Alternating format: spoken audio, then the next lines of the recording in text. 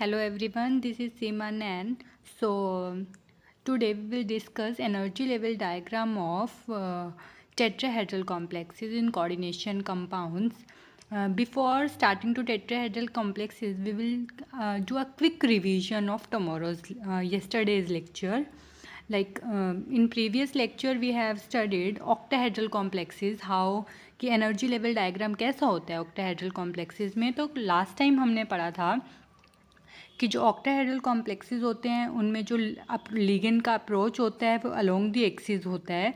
Ligands along the axis approach करते हैं, तो उसकी वजह से क्या होता है, जो orbitals along the axis lie करती हैं, फॉर एग्जांपल dx² - y² और dz², जिनमें electron density along the axis lie करती है, उनकी एनर्जी कम हो जाती है. They are raised in energy क्योंकि रिपल्शन ज़्यादा होती है.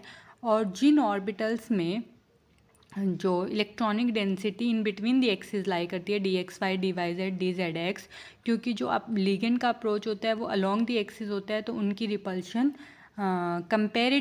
इनके कंपैरेटिवली कम होती है और स्टेबलाइजेशन ज़्यादा होती है. तो these orbitals are stabilised in energy और these are raised in energy. तो ये हमने last time energy level diagram किया था, हमने डिस्कस किया था काफ़ी डिटेल में. उसके बाद हमने एक टर्म जहाँ पे हमने फिनिश किया था हमारा लास्ट लेक्चर, वो था कि CFSE क्या होती है. CFSE होती है -0.4 डेल्टा नॉट इंटू में number of electrons in T2G orbital plus 0.6 delta not into में number of electrons in EG orbital. ये हमने किया था लास्ट लेक्चर में. एग्ज़ाम्पल भी लेंगे हम कुछ मॉलिक्यूल्स का कि उनमें CFSE कैसे निकालते हैं. Before doing that I will do energy level diagram of tetrahedral complexes, that is very opposite to what we have done in octahedral complexes. तो टेट्राहेड्रल कॉम्प्लेक्सेस में 4 लिगेंड्स होते हैं, हम तो इसलिए हम इसको ML4 की तरह रिप्रेजेंट करते हैं. Metal and 4 ligands are attached with metal atom. इसमें क्या होता है, जो याद रखने वाली बात है वो ये है कि जो लिगेंड्स का अप्रोच होता है वो इन बिटवीन दी एक्सिस होता है. मतलब जैसे ये एक्स एक्सिस है, ये वाई एक्सिस है, तो ligands in between the axis ऐसे अप्रोच करेंगे चारों के चारों लिगेंड्स. तो उसकी वजह से क्या होगा, जो ऑर्बिटल्स ई ऑर्बिटल्स में हो गई dx² - y² और dz² ऑर्बिटल्स. जो ये ई ऑर्बिटल्स हैं जिनकी लॉब्स जो हैं, जिनमें इलेक्ट्रॉनिक डेंसिटी एक्सिस के अलोंग लाई करती है, वो स्टेबलाइज हो जाएंगी, उनकी एनर्जी कम हो जाएगी. और वो ऑर्बिटल्स डी ऑर्बिटल्स जैसे dxy dyz dzx, जिनमें जो लॉब्स हैं वो इन बिटवीन दी एक्सिस लाई करती हैं, इनमें lobes in between the axis lie करती हैं, तो electronic density in between the axis lie करेगी. Electronic density in between the axis lie करेगी तो मतलब उनकी लिगेंड के साथ रिपल्शन ज़्यादा होगी. तो they are raised in energy. तो ये इसको हम T2 लिखते हैं.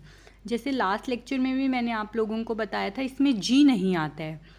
ऑक्टाहेड्रल कॉम्प्लेक्सेस में EG और T2G ऑर्बिटल होती है. इसमें हम T2 और E से रिप्रेजेंट करते हैं. G इज़ ओमिटेड, G नहीं होता है इसमें टेट्राहेड्रल कॉम्प्लेक्सेस में. रीज़न इज़ जो टेट्राहेड्रल कॉम्प्लेक्सेस होते हैं वो अनसिमेट्रिकल होते हैं, उनमें सिमिट्री नहीं होती, अनसिमेट्रिकल होते हैं वो मॉलिक्यूल, इसलिए हम इसमें G यूज़ नहीं करते हैं. ठीक है. अब मैंने एक पॉइंट लिखा हुआ है बेरी सेंटर क्या होता है ये भी हम करेंगे. तो बेरी सेंटर करने से पहले एक टर्म आती है CFSE, crystal field stabilisation energy. उसका फॉर्मूला एग्जैक्ट अपोजिट हो जाएगा. सो दीज आर, जैसे लास्ट डायग्राम में भी हमने किया था, these are d orbitals in absence of ligand नहीं होगा इसमें.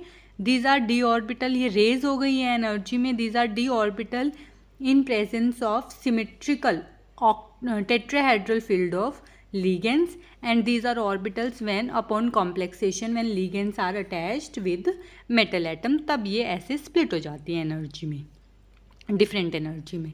तो CFSE क्या होगा इसमें, -0.6 डेल्टा टी। ये ध्यान रखना, वहाँ पे डेल्टा नोट था, यहाँ पे डेल्टा टी है। जो इन दोनों सेट्स के बीच का डिफरेंस है, E ऑर्बिटल और T2 ऑर्बिटल के बीच का डिफरेंस है, डेल्टा टी या डेल्टा नॉट जो है वो क्या है, crystal field splitting parameter. In case of octahedral complexes वो डेल्टा नॉट हो गया। क्रिस्टल फील्ड स्प्लिटिंग पैरामीटर इन टेट्राहेड्रल कॉम्प्लेक्सेस डेल्टा टी हो गया।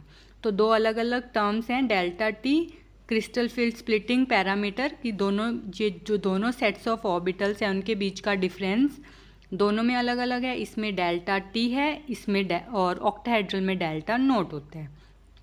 अब हम बैरी सेंटर क्या होता है, बैरी सेंटर होता है मीन पोजीशन, जहाँ पे एनर्जी ज़ीरो होती है, वो मीन पोजीशन, इन दोनों सेट्स ऑफ ऑर्बिटल्स की मीन पोजीशन को हम बैरी सेंटर बोलते हैं। यहाँ एनर्जी ज़ीरो होती है, तो इससे कितना स्टेबलाइज हो रहा है या कितना डिस्टेबलाइज हो रहा है, दैट वुड बी एनर्जी, कितनी एनर्जी है E के लिए या T2 के लिए।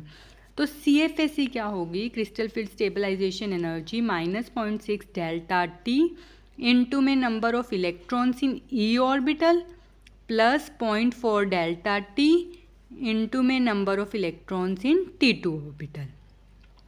तो ये हमारा फॉर्मूला हो गया है, ठीक है। तो अब देखो, जैसे ये जो डेल्टा टी है और डेल्टा नोट है, ये है क्रिस्टल फील्ड स्प्लिटिंग पैरामीटर। ये किस पे डिपेंड करता है, ये तीन चीज़ों पे डिपेंड करता है। First is strength of ligand, strength of ligand पे डिपेंड करता है, जितनी ज़्यादा स्ट्रेंथ होगी उतनी ज़्यादा इसकी वैल्यू होती है। कैसे होता है, क्यों होता है, वो एक हम सेपरेट क्लास में डिस्कस करेंगे, सेपरेट लेक्चर में डिस्कस करेंगे हम लोग, ठीक है। दूसरा जो पॉइंट है that is oxidation state of metal. Metal का ऑक्सीडेशन स्टेट पे भी डेल्टा टी डिपेंड करता है, जितना कि ऑक्सीडेशन स्टेट जितना ज़्यादा होता है, डेल्टा टी या डेल्टा नोट उतना ही ज़्यादा होता है। उसके बाद थर्ड फैक्टर है कि कौन सी सीरीज़ का मेटल है, 3D सीरीज़ का है, 4D का है या 5D का है, कौन सी सीरीज़ का मेटल है, उस पर भी डेल्टा टी और डेल्टा नोट डिपेंड करते हैं। नेक्स्ट कॉन्सेप्ट इज़ कि जो डेल्टा टी की वैल्यू होती है वो होती है 4/9 ऑफ डेल्टा नोट। अगर हम इसे CFSE को डेल्टा नॉट की टर्म्स में लिखना है तो हम इस पूरी इक्वेशन को 4/9 से मल्टीप्लाई कर देंगे एंड डेल्टा नॉट लिख देंगे, तो that would be converted into delta not terms. Like हम कैसे लिख सकते हैं इसको हम लिख सकते हैं 4/9 इंटू में -0.6 डेल्टा नॉट इंटू में number of electrons in E orbital plus 0.4 delta not into में number of electrons in T2 orbital. तो ये फॉर्मूला हो गया in terms of delta not, और ये डेल्टा टी के टर्म्स में है। तो अब next is why delta T is 4/9 of delta nought. ऐसा होता क्यों है, ये होता है, लेकिन ऐसा क्यों होता है, दो रीजन्स हैं इसके, दो फैक्टर्स हैं। First is number of ligands, क्योंकि टेट्राहेड्रल के केस में 4 लीगेंड्स होते हैं, ऑक्टाहेड्रल के केस में 6 लीगेंड्स होते हैं, एंड 4 इज 2/3 ऑफ 6। तो मतलब 2/3 जो फैक्टर आता है that is because of number of ligands. Again जो टेट्राहेड्रल कॉम्प्लेक्सेस होते हैं उसमें नंबर ऑफ लीगेंड्स होते हैं 4, ऑक्टाहेड्रल के केस में नंबर ऑफ लीगेंड्स होते हैं 6, and 4 is equal to 2/3 of 6। This is mathematically correct. तो जो ये 2/3 फैक्टर आया that is because of number of ligands. Another 2/3 factor is because of approach of ligand. Approach of ligand, तो उसका क्या मतलब है कि टेट्राहेड्रल के केस में जो लीगेंड्स होते हैं वो कैसे अप्रोच करते हैं, वो in between the axis, in between the axis, और ऑक्टाहेड्रल के केस में अलोंग द एक्सिस। तो तो जो एंगल होता है that is angle of approach of ligand, that is again 2/3। Tetrahedral के केस में दैट इज़ 2/3 ऑफ ऑक्टाहेड्रल के केस में जो एंगल ऑफ अप्रोच होता है। तो 2/3 फैक्टर यहाँ आ गया, 2/3 फैक्टर यहाँ आ गया। तो क्योंकि दोनों फैक्टर साइमल्टेनियसली एक्ट कर रहे हैं, इसलिए हमारा जो फैक्टर है वो मल्टीप्लाई हो जाएगा। 2/3 फैक्टर इसकी वजह से, 2/3 इसकी वजह से, टोटल हो गया 4/9। तो इसलिए delta T 4/9 of delta naught होता है, क्योंकि दोनों फैक्टर साइमल्टेनियसली होल्ड कर रहे हैं इसलिए मल्टीप्लाई करते हैं। अगर एक टाइम पे एक ही फैक्टर अप्लाई होता तो एडिशन होती। So next is coming to next topic is spectrochemical series. This is very important to learn, you have to memorise it, क्योंकि इसका कोई रीज़न नहीं एक्सप्लेन किया हुआ है क्रिस्टल फील्ड थ्योरी ने कि ये स्पेक्ट्रोकेमिकल सीरीज़ ऐसी क्यों होती है। यही क्रिस्टल फील्ड थ्योरी की सबसे बड़ी लिमिटेशन है।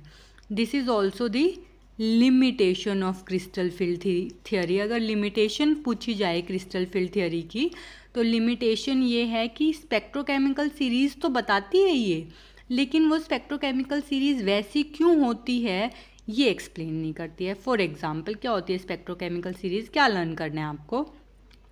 CO CN negative, PPH3 NO2 negative, EN this is diethylene triamine, तो ये होता है। और फिर अमोनिया, वाटर, O2 नेगेटिव, उसके बाद OH negative, F negative, Cl negative, SCN negative, Br negative, I negative, मतलब हैलाइड्स। तो आपको क्या याद रखना है, जो CO CN PPH3 NO2 और EN तक, these are strong field ligands. Strong field ligands होते हैं ये। आपको ये मेमोराइज करना पड़ेगा कि ये स्ट्रॉन्ग फील्ड लिगेंड्स होते हैं। अमोनिया का केस थोड़ा कॉम्प्लिकेटेड है, ये डिपेंड करता है मेटल की ऑक्सीडेशन स्टेट पे कि मेटल +2 ऑक्सीडेशन स्टेट में है या मेटल +3 ऑक्सीडेशन स्टेट में है। इस पे डिपेंड करता है कि अमोनिया मेटल 2 पॉजिटिव के साथ ये as a weak field ligand होता है, लेकिन अमोनिया अगर मेटल +3 ऑक्सीडेशन में स्टेट में है तो ये स्ट्रॉन्ग फील्ड लिगेंड होगा। वाटर बॉर्डर लाइन होता है। फिर जो वाटर के राइट साइड में जो भी लिगेंड्स लिखे होते हैं, OH negative, F negative, Cl negative, SCN negative, जितने भी हैलाइड्स हैं, और SCN नेगेटिव इम्पॉर्टेंट है, ये OH नेगेटिव इम्पॉर्टेंट है। तो हैलाइड्स और SCN नेगेटिव, OH नेगेटिव, ये होते हैं वीक फील्ड लिगेंड। ये आपको मेमोराइज करना पड़ेगा, ये आपको याद रखना पड़ेगा, कोई ऑप्शन नहीं है हमारा। आप और कोई तरीका होगा तो किसी और वीडियो में हम डिस्कस करेंगे कि इसको लर्न करने का क्या मेथड हो सकता है।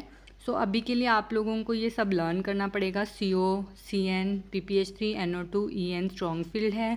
अमोनिया डिपेंड करता है मेटल की ऑक्सीडेशन स्टेट के साथ, +2 ऑक्सीडेशन स्टेट के साथ ये वीक फील्ड है, +3 के साथ ये स्ट्रॉन्ग फील्ड लिगेंड है, और उसके बाद ये वाले सारे जो भी लिगेंड्स हैं ये वीक फील्ड लिगेंड्स हैं। अब एक कॉन्सेप्ट आता है टोटल स्टेबलाइजेशन एनर्जी का। ये है total stabilisation energy. Total stabilisation energy, ठीक है, which is equal to pairing energy plus crystal field stabilisation energy. Crystal field stabilisation energy देखो क्या होती है। अगर हम एक एक की डेफिनेशन करें तो total stabilisation energy is the sum of crystal field stabilisation energy and pairing energy. अब पेयरिंग एनर्जी क्या होती है? पेयरिंग एनर्जी होती है energy required to pair up an electron. एक इलेक्ट्रॉन को, दो इलेक्ट्रॉन्स को पेयर करने के लिए जो एनर्जी चाहिए होती है उसको पेयरिंग एनर्जी कहते हैं। Energy required to pair up two electrons is known as pairing energy. Crystal field stabilisation energy क्या होती है? क्रिस्टल फील्ड स्टेबलाइजेशन एनर्जी होती है gain in energy. This is gain in energy when electrons are filled preferentially into two sets of orbitals as compared to random filling of electrons in d orbitals. क्या बोला है मैंने बोला है कि जो एनर्जी में गेन होता है तब जब हम इलेक्ट्रॉन्स को प्रेफरेंशियली ई ऑर्बिटल और T2 ऑर्बिटल में फिल करते हैं as compare to random arrangement of electrons in d orbital. यहाँ तो हम रैंडमली अरेंज कर रहे हैं, किसी में भी आप एक एक इलेक्ट्रॉन्स फिल कर दो. यहाँ क्या कर रहे हैं हम पहले ई ऑर्बिटल या T2 ऑर्बिटल में फिल करते हैं डिपेंडिंग अपॉन द केस कि ऑक्टाहेड्रल का केस है या टेट्राहेड्रल का केस है, फिर दूसरी ऑर्बिटल्स में मतलब प्रेफरेंशियल फिलिंग हो रही है. तो उसकी वजह से जो गेन होता है एनर्जी में उसको CFSE कहते हैं. हम उसको कहते हैं CFSE, crystal field stabilisation energy. तो अब देखो दो केसेस बनते हैं. This is very important, very important. दो केसेस बनते हैं हम. अब दो केसेस कौन से बनते हैं? पहला केसेस बनता है कि डेल्टा नॉट ग्रेटर देन है पेयरिंग एनर्जी, मतलब जो डिफरेंस होता है EG और T2G ऑर्बिटल का, जिसको हम डेल्टा नोट से रिप्रेजेंट करते हैं, अगर वो बहुत ज़्यादा है और पेयरिंग एनर्जी कम है, मतलब इलेक्ट्रॉन्स को पेयर करने के लिए तो कम एनर्जी चाहिए, लेकिन इलेक्ट्रॉन्स को यहाँ से यहाँ इस प्रोसेस में ज़्यादा एनर्जी लगेगी, इस प्रोसेस में कम एनर्जी लगेगी. तो जिस प्रोसेस में कम एनर्जी लगेगी वो फेवरेबल होगा. तो ये फेवरेबल होगा मतलब इलेक्ट्रॉन्स पेयर अप हो जाएंगे. इलेक्ट्रॉन्स जब पेयर अप हो जाते हैं तो उन कॉम्प्लेक्सेस को बोलते हैं हम लो स्पिन कॉम्प्लेक्सेस. रीज़न क्या है इसका? मान लो एक कॉम्प्लेक्स है जिसमें इलेक्ट्रॉन्स पेयर नहीं है, उसमें 3 इलेक्ट्रॉन्स ऐसे प्रेजेंट है, तो इसकी अगर टोटल स्पिन निकालते हैं हम तो 3 × 1/2 इज़ 3/2. इस कॉम्प्लेक्स की स्पिन हो जाएगी 3/2. लेकिन अगर यही इलेक्ट्रॉन्स में से 2 इलेक्ट्रॉन्स पेयर हो गए तो इसकी स्पिन हो गई हाफ, इसकी 0, टोटल हाफ हो गई, हाफ स्पिन हो गई. मतलब स्पिन क्या हो रही है? कम हो रही है. इसलिए इनको बोलते हैं लो स्पिन कॉम्प्लेक्सेस. तो लो स्पिन कॉम्प्लेक्सेस कब बनते हैं? जब पेयरिंग हो जाती है. और पेयरिंग कब होती है?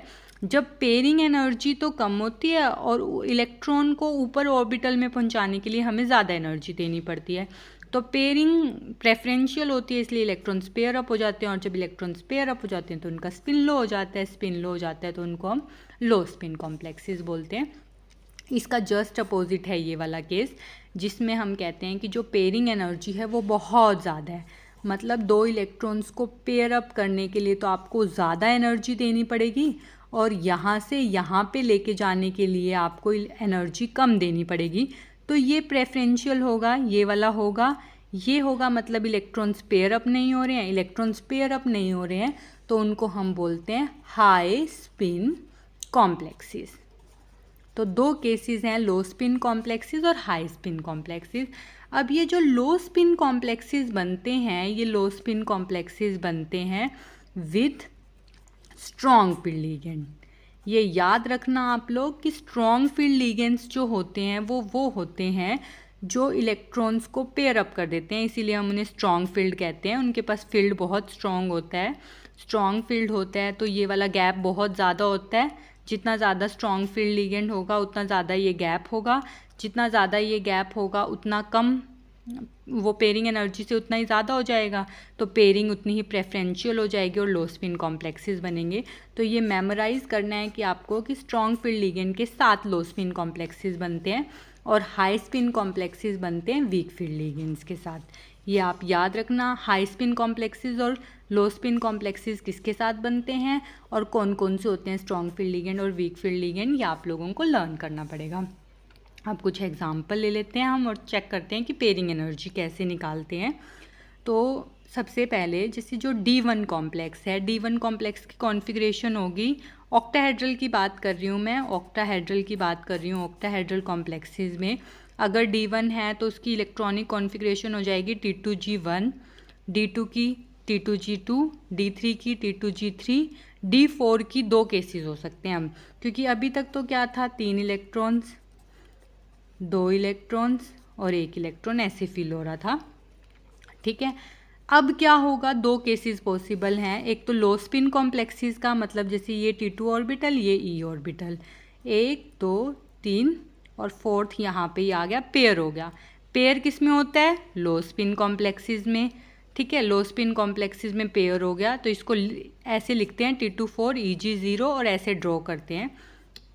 हाई स्पिन कॉम्प्लेक्सेस में क्या होगा? 1 2 3 1 2। ठीक है, तो हाई स्पिन कॉम्प्लेक्सेस में 1 2 3 4, मतलब पहले T2 फिल होगी, फिर E फिल होगी, fourth electron will go to Eg orbital में जाएगा, फोर्थ इलेक्ट्रॉन Eg ऑर्बिटल में जाएगा। ये हाई स्पिन कॉम्प्लेक्सेस है। तो यहाँ पे तो पेयरिंग हुई नहीं, तो यहाँ तो ज़ीरो पेयरिंग एनर्जी हो गई, कोई दिक्कत नहीं है, बिल्कुल ईजी। लेकिन इसमें तो ये पेयरिंग हुई है, तो कितनी पेयरिंग हुई है? पहले 3 इलेक्ट्रॉन्स थे, इसमें और इसमें जो डिफरेंस होगा that would B pairing energy, number of pairs का। जैसे इसमें 0 पेयर्स हैं, 0 पेयर है, इसमें 1 पेयर बन रहा है, तो डिफरेंस क्या हो गया? 1 पेयर का, तो पेयरिंग एनर्जी हो गई 1p। ठीक है, तो पेयरिंग एनर्जी हो गई 1p फॉर D4 कॉम्प्लेक्स। अगर D5 की बात करें तो D5 में क्या होगा? 1 2 3 4 5, 2 पेयर बन गए, 2। और अगर रेंडमली अरेंज करते तो रेंडमली कैसे करते? 1 2 3 4 5, पांचों डी ऑर्बिटल्स में रेंडमली ऐसे अरेंज होती। यहाँ कितने पेयर हैं? 0 पेयर। यहाँ कितने पेयर हैं? 2 पेयर। तो पेयरिंग एनर्जी क्या होगी? डिफरेंस। पेयरिंग एनर्जी होगी difference, 2p minus 0p, that would be equal to 2p। तो ये हो गई पेयरिंग एनर्जी। अगर हमें D6 का केस लेना हो, D6 में अगेन 1 2 3 1 2 3 4 5 6 3 पेयर बन गए। लेकिन अगर D5 रेंडमली मतलब ऐसे अरेंज्ड है 1 2 3 4 5 6। अब ध्यान से सुनना ये केस, ये है D6 जब रेंडमली हम फिल करते हैं, और जब प्रेफरेंशियल फिलिंग करते हैं ऑक्टाहेड्रल के केस में T2G में ऐसे 6 इलेक्ट्रॉन्स हो जाते हैं। तो यहाँ कितने पेयर हैं? 3 पेयर हैं यहाँ पे, 2 एक ये एक ये एक ये। यहाँ पे कितना है? 1 पेयर है यहाँ पे ये 1 पेयर हो गया। ठीक है, डिफरेंस कितना हो गया? अगेन 2p का। तो इसकी D6 की पेयरिंग एनर्जी कितनी हुई? 2p। अब आप लोग D7 की करना, खुद से ट्राई करना, बिल्कुल इजी है। ऐसे ही आपको D7 की लिखनी है, 1 2 3 4 5 6, अगली में Eg में जाएगा ऐसे। ठीक है, एक Eg में चला जाएगा 1 इलेक्ट्रॉन, 7 इलेक्ट्रॉन्स हो गए। और रैंडमली फिल करोगे तो 1 2 3 4 5 6 7, तो यहाँ पे 2 पेयर्स हो गए, यहाँ पे कितने पेयर्स हो गए? 3। डिफरेंस इज 1p, तो 1p पेयरिंग एनर्जी होती है D7 की। खुद से एक बार ट्राई कर लेना। उसके बाद जो D8 D9 D10 कॉन्फ़िगरेशन है वो सेम होती है हाई स्पिन और लो स्पिन कॉम्प्लेक्सेस में, इसलिए इनमें 0 पेयरिंग एनर्जी होती है। ठीक है, पेयरिंग एनर्जी इसमें 0 होती है। टेट्राहेड्रल के केस में क्या होता है? टेट्राहेड्रल के केस में जो डेल्टा T होता है वो 4/9 ऑफ डेल्टा नोट होता है। हम ये कर चुके हैं, मतलब अप्रॉक्सीमेटली हाफ होता है। ये वाला जो डिफरेंस है E ऑर्बिटल में और T2 ऑर्बिटल में बहुत कम होता है, पेयरिंग एनर्जी से बहुत कम होता है। पेयर मतलब इलेक्ट्रॉन्स को पेयर करने के लिए तो आपको ज़्यादा एनर्जी देनी पड़ेगी, और इलेक्ट्रॉन्स को यहाँ पहुँचाने के लिए आपको कम एनर्जी, इस प्रोसेस में कम एनर्जी देनी पड़ेगी आपको। लेकिन इस प्रोसेस में मतलब जो थर्ड इलेक्ट्रॉन को पेयर करने के लिए आपको ज़्यादा एनर्जी स्पेंड करनी पड़ेगी, हाई एनर्जी। तो ये वाला जो केस है वो फेवरेबल नहीं होगा, ये वाला केस फेवरेबल होगा।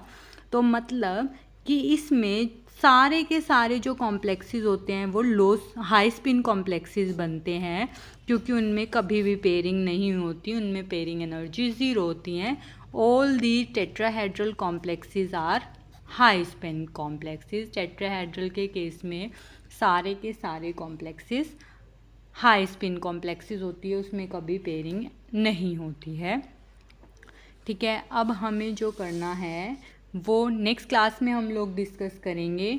कुछ मॉलिक्यूल्स के एग्जाम्पल लेंगे और हम डिस्कस करेंगे उनकी टोटल स्टेबलाइजेशन एनर्जी कैसे निकालते हैं, CFSE और पेयरिंग एनर्जी। 2-4 मॉलिक्यूल्स के एग्जाम्पल कर लेंगे और फिर for today this is all.